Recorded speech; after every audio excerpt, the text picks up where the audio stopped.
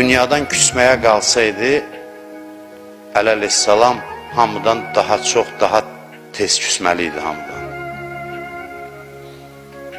Bu dünya ona nə zülümlər eləmədi. Amma bir an belə dayanmadı, sakit dayanmadı. Bir gün küsmədi, dayanmadı, çalışdı.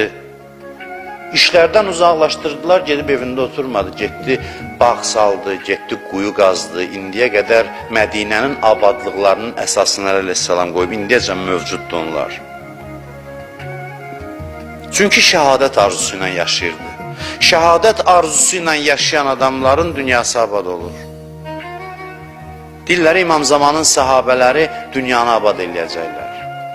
Dünyada gözü olmayanlar dünyanı abad eləyəcək. Dünyada gözü olmayanlar dünyanı cənnətə çevirəcək.